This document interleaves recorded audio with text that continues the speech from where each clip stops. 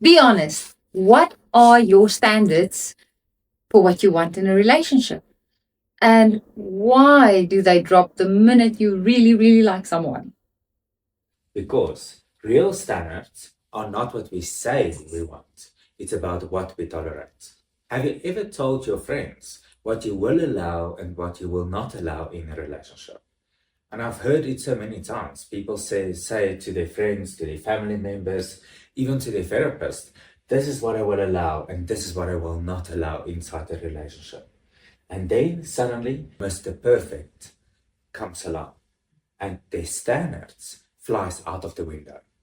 Be honest and let us know, how many times have you done that? Well, I for one know that I've done that. And the reason seems simple. You fear that the person will leave, so you don't want to be difficult. You don't want to be demanding. But then you get upset about something. You start wondering if they're really that into you, and you don't say anything. You pretend like nothing is wrong, but then you try through other behavior to figure out if they were honest, if they're really into you. And at some point, you put down the boundaries and say that you don't want this or you won't tolerate it. And then they do run away. Then you actually get what you feared. And ladies, stay till the end. We'll let you in on a secret of what is very attractive to a man in that scenario. Because all of this is not attractive to them. And that's why they run. But the reason why we struggle to set boundaries, especially early on, goes far deeper than just because you're scared they'll leave. And look out for our video on why it's difficult to set boundaries to understand a little bit more about why that is. But back to standards, Quentin. The interesting thing about standards is that people think it's something that you announce, stated very clearly. This is what I will allow and this is what I won't allow. Like a speech. And from the receiving end, it feels very rigid. And where there's rigidity, there's resistance. It feels it's not about us. It's about her way. I'm not included. I'm not part of that. I'm not part of that dynamic. Yes, that makes sense. And that's not how relationships work, right? No. People learn standards from behavior and reactions. Especially what you do when there's a first-time disappointment. Like the first time they cancel plans last minute, something like that. Or the first disappearing act. And the most famous thing I hear is the blue tick situation. Oh, yes, of course. He's read my message, blue ticked, but hasn't responded yet. It's been a full 40 minutes or 2 days and stuff. And that is a critical moment. What do you do when that happens the first time? If you feel upset, if you feel uneasy, do you stay quiet and allow it, and then nothing changes and it repeats, because then that becomes the relationship culture? Yes. And remember, the other person's behavior and actions are not necessarily malicious, and their intention is not necessarily to hurt you. So I want you to remember, you teach people how to treat you. If something upsets you and you don't speak up, the other person can't guess that it's actually a problem. And therefore, the behavior keeps going. They think you're okay with it. They think you're okay with it. Yeah. And that moment, that is where your standards actually drop. Because now you allow something and you feel you need to tolerate something instead of voicing it. And I see so many women do that. And strong, intelligent women. How many of you out there feel like you are a strong, independent, smart, emotionally mature woman? And this happens to you, and it happens over and over.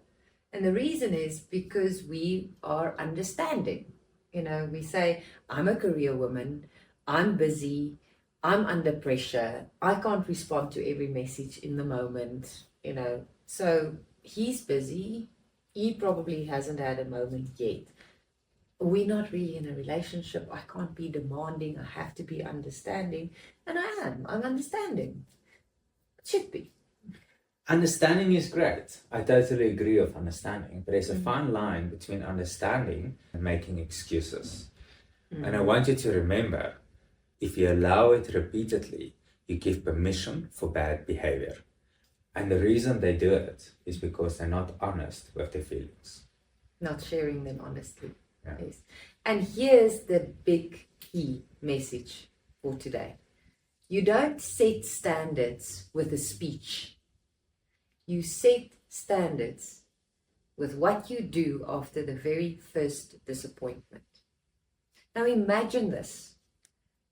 Blue ticked or last minute cancellation, whatever it is, but you calmly, clearly, and kindly speak up about how that made you feel and what you would really like in that situation. And the person doesn't run away. They don't disappear. They actually hear you and take your view in consideration. And you can see that in the following behavior. How does that feel? What does that do for you in this relationship or dating context? How much safer does that feel? Calmer, to be able to say how you feel, ask for what you want. And you know what? It is possible. There are many women out there that experience that reality. It is a possibility. But look out for our video on why we struggle to set boundaries to understand why you might not have had that experience before. The first disappointment is so important because that is where you set the standards and the boundaries. If you're upset and you stay quiet, you actually allow certain behavior. And what it creates disrespect. And now it also creates a loop, a continuous loop of disappointment. But if you're upset and you speak up and you communicate clearly and correctly, now there's respect. Then the other person also knows about your standards and then they can treat you accordingly. Yes, and the other person actually realizes, but she means it. And she's able to voice her feelings and she respects herself. On the other end, it means if I want to be in a relationship with her, I need to respect her. Remember, the right people don't feel threatened by standards. They actually respect it. They actually respect it. And ladies, that's the secret. If you are able to be comfortable with your own feelings and communicate that calmly and clearly, you make it safe. If you respect yourself that way, that's very attractive.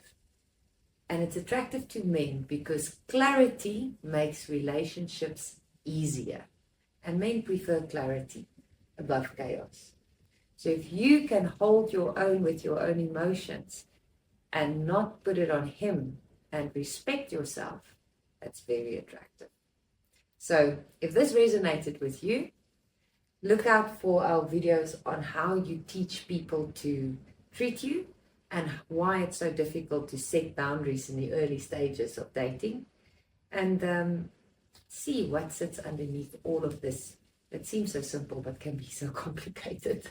Yes, and those videos connect exactly with what we are speaking here about, This video is part of a series on self-respect and boundaries, and subscribe to follow the series. Okay, see you in the next one.